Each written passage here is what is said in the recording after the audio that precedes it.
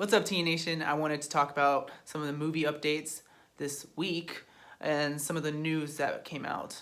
And let's get into it, because there's a lot. So, maybe. I don't know. I actually don't know. I didn't make the list, so we'll see. I'm just here to talk about things. No one wants to hear me talk about this, but I do it because maybe there's someone out there that's lonely and wants to hear me talk about things. No, I think I'm the only one. Yeah. All right. So, Black Panther dominated at the box office. Black Panther dominating at the box office. Am I supposed to be surprised? Am I supposed to be surprised? Like, literally, this whole time, people have been saying this is what we want. This is a movie that people wanted. People wanted this movie to succeed. It does not surprise me at all to see that this movie is breaking records and it's doing so well. And I think that this is a wake-up call for a lot of people, Hollywood. It should be a wake-up call. It should be a wake-up call because you know what? For the longest time, other than like Blade is the only movie I can think of that's considered a comic book movie that's led by a black man. This is the first time we're getting something that is extraordinary. You have a predominantly all black cast. It's a movie that represents so much more than just having a black superhero. It celebrates black culture and African culture, and it celebrates black actors, and it celebrates it in every way, from the music to the costume design. And it does not surprise me that the amount of dedication they put into this movie and the seriousness that they took this movie, it doesn't surprise me at all. I mean, it's truly, that's the only good news I have. Okay, to be honest, that's the most positive thing I can possibly say this whole review. Or, that's not a review, but we'll chop all this out. So, Sony almost bought the rights to all Marvel movies back in the day. How do you think a Sony-led MCU would have turned out? Oh my god. They're like children over there. I don't even want to think about that. It would be so tragic. Let's settle this now. The best Spider-Man movie, other than the Spider-Man Homecoming that just came out recently, was Sam Raimi's Spider-Man in the early 2000s. Hands down. Okay, Spider-Man 2 is one of the greatest superhero movies ever made. I will literally fight someone over this, okay? I would have liked to see an MCU starting with the Sam Raimi Spider-Man films. I think that could have been really interesting. And it sucks because, like, when you look at, like, the politics behind Spider-Man 2, he made a perfect film, and then Sony pretty much intervened in Spider-Man 3, and look what happened. It was trash. It was trash. I think it would have been good if Sam Raimi was involved, if he was the one leading the whole MCU at the time. Like, what if he was like the Kevin Feige of Sony? That would have been amazing. That would have been amazing. But whatever. It didn't happen. I'm glad it didn't happen. Kevin Feige was just waiting for his chance, man. He was waiting for his chance. So, they announced that there's a Kitty Pryde movie in the works with Brian Michael Bendis behind it. Oh boy. Alright, guys. Most of you know how I feel about Fox X-Men movies. I'm not a fan, and I'm particularly not a fan of them just putting out random movie titles like, oh, they were going to make a Gambit movie, and they were going to make, at one point they were going to make a Magneto solo movie, and that didn't happen. Like, all these movies that were supposedly going to happen, I think that this movie is not going to happen. I think this is them trying to see if people are even remotely excited other than Deadpool, which they're not. People are not excited about this. I don't know anyone who would want another Fox X-Men film. So Kitty Pryde, to me, is such a good character, but not under the hands of Fox. And okay, so people who don't know who Brian Michael Bendis is, Brian Michael Bendis is a comic writer. He has written some of the greatest story arcs in Marvel history. He wrote the House of M storyline, where Wanda Maximoff essentially went crazy and she warped reality to where mutants were the major population on Earth. And so he wrote that story. He wrote a couple other stories. It's just, the thing is about my problem with Brian Michael Bendis' work is that when you read a lot of his work, he's really good at, he's the idea man. Like, he's a really good idea man. He comes up with really, really solid ideas, but he does not know how to follow through with his ideas. He makes a lot of plot devices in his work, and he never wraps them up. He creates characters that he creates them just for that story, but then he doesn't actually explain why or how they got there, or it's just, he's not good at wrapping up plot holes. I wouldn't be excited about that, and you know, the comic industry loves him because of his dialogue. Apparently he writes really good dialogue for characters, and I disagree. I think that he's an old man trying to write like a teenager, like, oh, this is how kids talk nowadays. It's like, no. I'm not interested in a Brian Michael Bendis Kitty Pryde movie. I'm not. I wouldn't watch it. I don't want to see him touch Kitty Pryde, to be honest. Apparently Ryan Murphy signed a $300 million deal with Netflix to produce content for them. Wow. I guess Fox is done with him. Or FX, are they done with him? Is he not going to make any more American Horror Story movies or shows? I don't know. I just think he's also making things for Netflix. You know, Ryan Murphy, here's the thing. All right, Ryan Murphy, for those of you who don't know, he is the creator of Glee. He created American Horror Story, American Crime Story. But here's the thing. It's just, my problem with Ryan Murphy is the same problem I have with Brian Michael Bendis, is that Ryan Murphy is the idea guy. When you look at most of his work, really solid ideas. You know, when you think of Glee, it's successful because it was a good idea at the time. American Horror Story, also a really good idea. But when you look at his later seasons of those shows, the later seasons of Glee, the later seasons of American Horror Story, they don't hold up compared to the first seasons.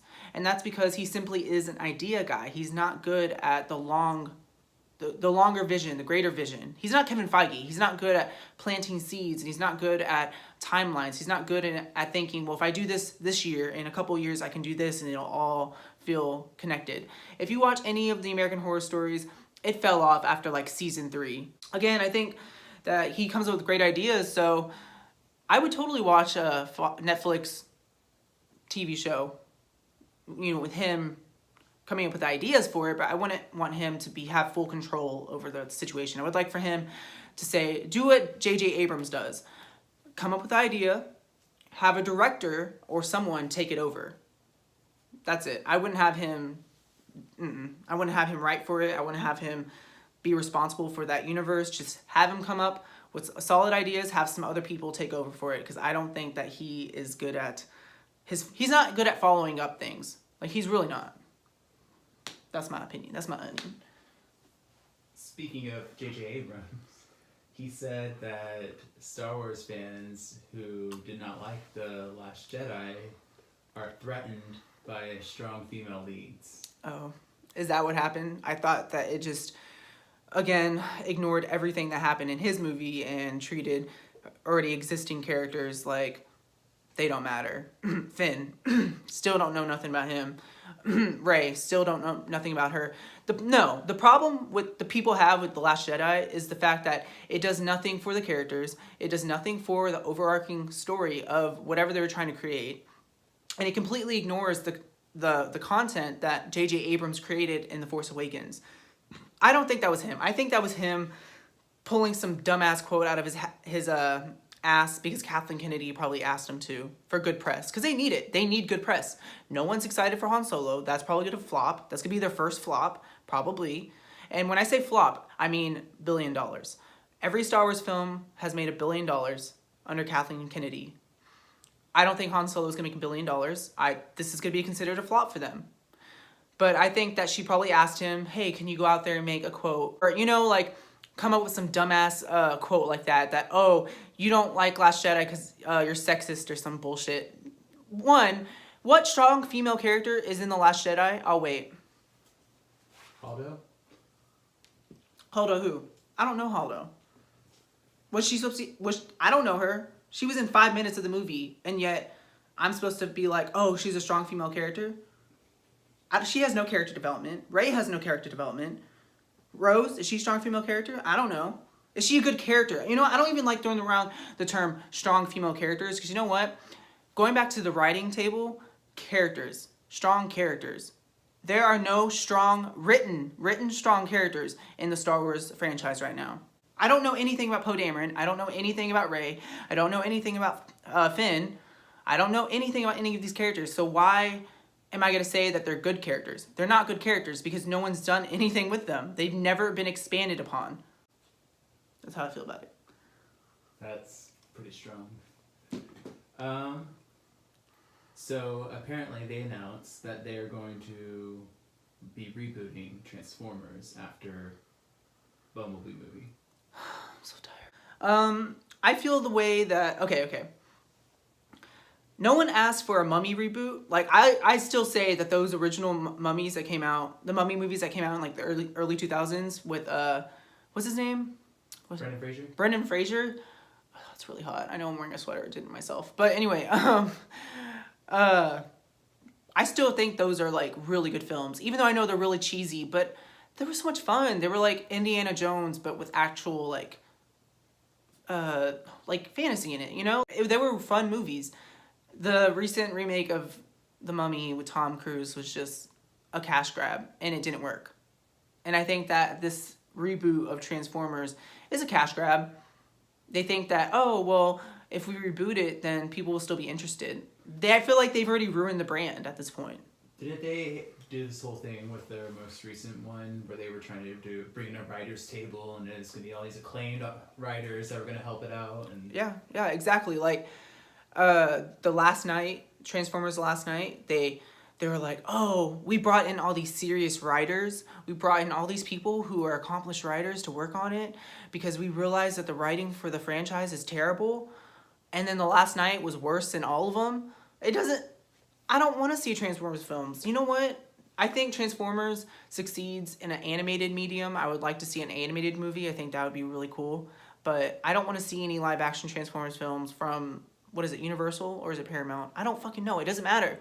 All these studios don't matter. Like, they're just putting out bad content. So, fuck it. I have no interest in watching a Transformers reboot. I don't have no interest in watching any of the other Transformer movies that came out. Like, what the And then Bumblebee is coming out in like December or something. I don't know. It's not a good time, you guys. I wouldn't watch it. It's just, yeah, not worth it. Save your money. Save your money. Go watch Aquaman. It comes out the same weekend, I think. Michael Fassbender and now Arnold Schwarzenegger are signed on to do a Kung Fury movie. Oh my god. I should be wearing my Kung Fury shirt right now. Oh my god. So in case you don't know what Kung Fury is, it is a short film. And it was actually a Kickstarter film. So Kung Fury is this like campy 80s movie, Kung Fu inspired movie. And it's about this cop who has to stop Hitler. So it's really crazy. So I can't believe they're making a Hollywood like adapted version of this. How I feel about that? And Arnold Schwarzenegger, I feel like Arnold Schwarzenegger is only going to be in it because he is like an 80s camp icon. Like he's been a part of like classic campy movies. Kind of like Kurt Russell, you know? And, you know, I just don't want Michael Fassbender to be the main character. I know he's a good actor, and I respect him a lot for what he did with, like, Magneto, but I don't know. I haven't seen him in anything that's really done him justice lately, and I don't think this movie is going to do him justice. I don't know how I feel about this. I have a headache thinking about it, to be honest. That's everything. Alright, guys. Well, thanks for watching. If you like what you saw or whatever, click the like button, subscribe, leave a comment. Let me know what you thought about this week's topics. And if you have any questions, tweet me.